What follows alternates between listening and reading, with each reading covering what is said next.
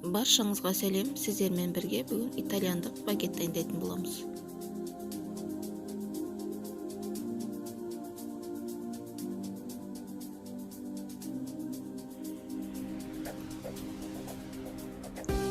Бізге керекті 1 стакан сүт, оның үстіне 1 шай қасық тұз саламыз, 1 ас қасық ашытқы саламыз. Жақсылап араластырып алып, бір шетке көтерілгенше қойып қоямыз. Ары қарай бөлек ыдысымызға 1 стакан айран, жарты шай қасық тұз саламыз. Ашыған ашытқымызды саламыз. Жақсылап араластырып аламыз. Үстіне ұн салып, жұмсақ қамыр илейміз. Ары қарай 2 ас қасық ерітілген сары май саламыз.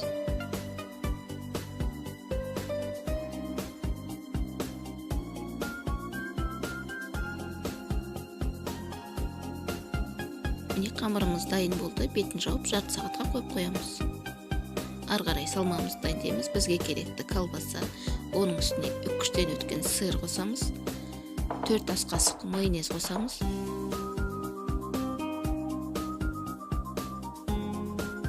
Жақсылап араластырып аламыз.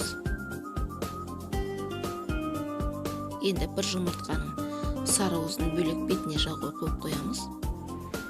Ақ уызын салмамызға қосамыз.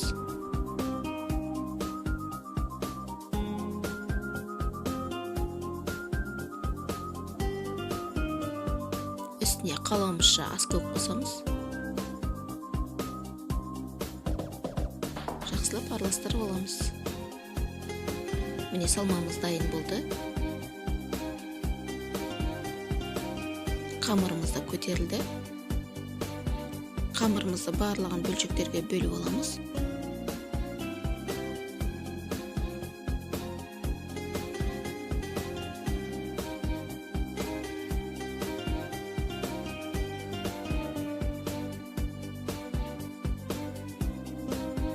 Қамырымызды жайып, видеодағыдай форма жасаймыз. Барлығын осылай жасап аламыз.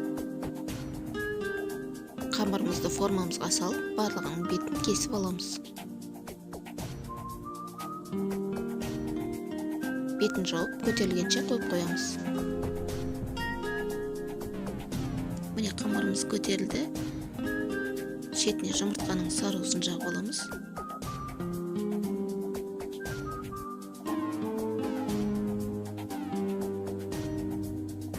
Барлығына осылай жағып аламыз.